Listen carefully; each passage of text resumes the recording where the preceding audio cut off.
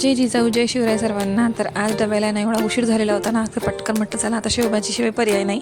आणि पोरांना ते आवडते ही आवर्जून, म्हणून त्यांना डब्यावरती मी अशी 2-4 दिवसात असं काहीतरी नवीन काहीतरी करून द्यायचं असतं. आणि आज त्यांना नाश्त्यामध्ये ना शिराच खायचं होतं, कारण की 2-3 दिवस झाले खूप फोर्स करत होते की शिरा खायचा आहे म्हणून असं. पण वेळ नव्हता आणि तसं त्यांना दुधाचा जास्त शिरा आवडतो, म्हणून इकडे मस्त रवा भाजून घेतला, त्याच्यामध्ये ड्रायफ्रूट घातले आणि विलायचीही घातली, कारण की त्याच्यातच भाजल्या जातात व्यवस्थित. आणि दूध गरम केलेलं होतं ते घालून घेतलं, साखर घातली आणि थोडं तूप शिल्लक घालायचं, नसलं तर आपल्या दुधाने चव खूप छान येते.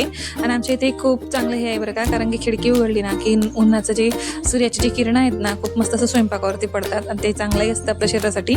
असं मस्त स्वयंपाक करताना आनंदही वाटतो एवढ्याने. नंतर शिरा झाला, याला दिला, याचा अभ्यास चालू होता इकडे, तर म्हणतो थोड्या वेळाने खाईल, कारण की गरम शिरा तेव्हाच चांगला लागतो. त्याचं ते आटोपलं आणि इकडे मला बाकीचे कामं आटपून इडलीचं जे बॅटर होतं ना ते टाकायला गेलं होतं. म्हणजे डाळ तांदूळ धुवून घेतलं आणि भिजत घालायला ठेवून दिलं. आणि हे होत नाही तर माझी देवपूजेला आज खूप उशीर झालेला होता, कारण की घरातले कामं वगैरे आटोपले, कारण की घरात असे काही खूप कामं असतात जे पेंडिंगमध्ये पडलेले असतात, ते आवरून घेतले, देवपूजा केली.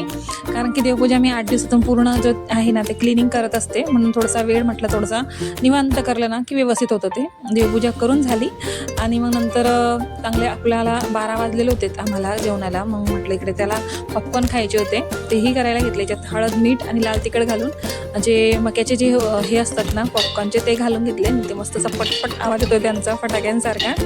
ते होऊन झाले, फक्त 15 मिनटं लागतात याला व्हायला.